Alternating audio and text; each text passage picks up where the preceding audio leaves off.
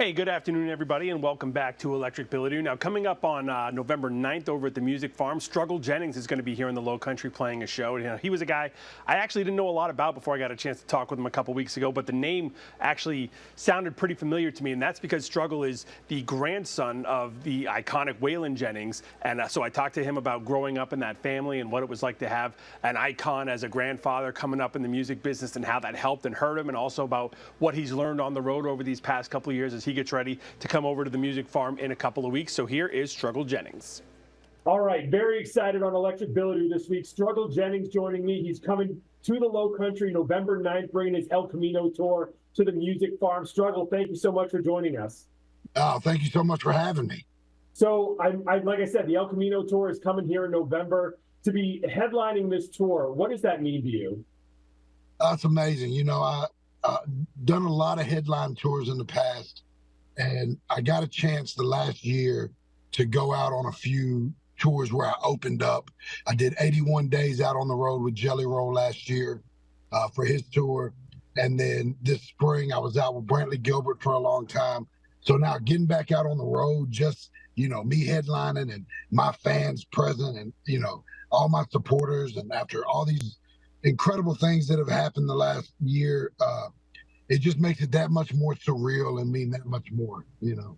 I was actually going to ask you about that. You mentioned touring with Jelly Roll and touring with Brantley Gilbert as an opener. What's the biggest thing you learned from those guys about being a headliner that you're taking into this tour now for yourself?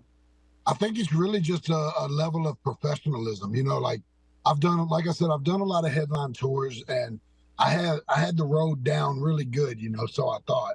And just getting to see the way they move and the way that those productions move and the team moves to make sure that the show is perfect for the fans. You know, a lot of times we just pulled up and plugged our instruments up and gave them, you know, a wild show.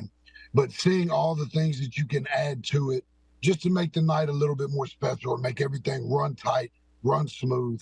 You know, I learned a lot from those guys, just as far as leveling up, you know, to the next level of sound and equipment, and, you know, to be able to really just give them a great show, regardless where we pull up and how big or small the place is. We're prepared now to go in and for the sound to be flawless and everything just really be on point. I got a great staff now, a great team.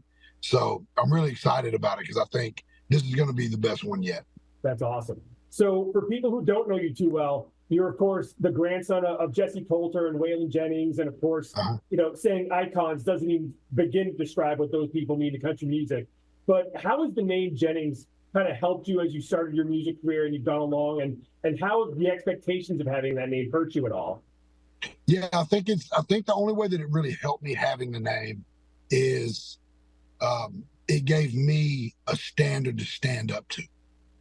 Because the expectations and, you know, people, you know, all the hate and all the other things that come along with following in those footsteps or making my own lane, but being, you know, the shadow that's casted from that name, right? Of he's not Waylon, or, you know, all the things that come along with that. It's a heavy weight to carry, but standing up to that name and saying, you know what, I'm going to do this name and my family's legacy justice by being me, being different from everybody else, and just standing firm on my values and my morals and the integrity of the music, you know. So I think really it gave me internally, it gave me something strong to stand on and not let myself down, the name down, my fans down. And of course it is a heavy burden or a heavy weight to carry. It's not a burden by any means, but a heavy weight to carry, just to, you know, live up to that, because he was amazing. And, you know, there will never be another him. No, absolutely. I know that the El Camino album came out earlier this spring, and I know you put so much work into that. I'm sure you're so proud of that.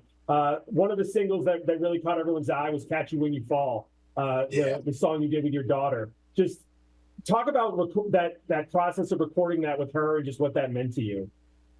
Well, anytime me and her get in the studio, you know, that's my oldest daughter. It's my first love. You know, she's the one that taught me about life and love and what it meant to be a man and a father. And She taught me the true definition of unconditional love. So anytime we get in the studio, it's just effortless and it's special. And I probably cry more in the session, than any other time in my life because she's just so great.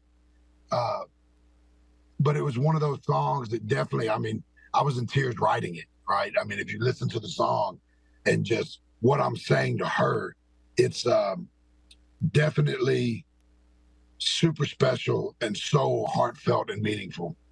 That's awesome. Like I said, the album came out earlier this spring, and then this summer, you had a big night when you got to make your debut at the Grand Ole Opry, which, as someone who just toured that once, I felt chills just walking through there. To be on the stage, it just had to be another level. Oh, it was amazing. And there was such a incredible power that night because it not only was my Grand Ole Opry debut, but it was my last day of parole. They landed on the same day. So it was kind of like one of those things where it was one of those winks saying, hey, this is the end of one chapter and the beginning of another. And I'm not going to take it in vain. And it was beyond magical. I couldn't even describe it, really. That's amazing.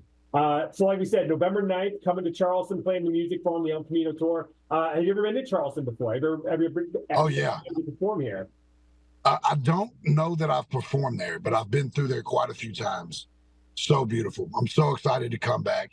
And I've never been at that venue, so I'm really, really excited.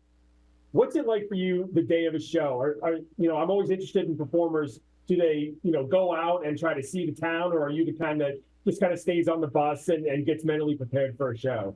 Oh, no. As soon as I get to town, I go to a gym. I get a nice workout in, and I'll go find whatever the coolest, cutest restaurant is, get a nice breakfast or brunch. And I love to see as much of the town as I can anytime I'm in the city, because that's what it's all about to me, is getting to travel. I spend the whole night getting to connect with the fans and connect with the supporters and everybody that showed up. And so I try to spend as much of that day as I can feeling that city and connecting with it. Because that's one of the greatest parts about being on tour, is getting to see this beautiful country and all the different regions and, find out what's special to that area. And that's what I'm going to eat. I eat regionally.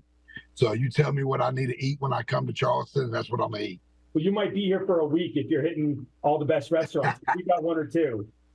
Oh, yeah. All right. Well, Struggle Jennings, like I said, November 9th, coming to the Music Farm with the El Camino Tour. We can't wait. Struggle, thank you so much for joining me, man. Thank you so much. It was an honor, and I can't wait to see you coming to the show.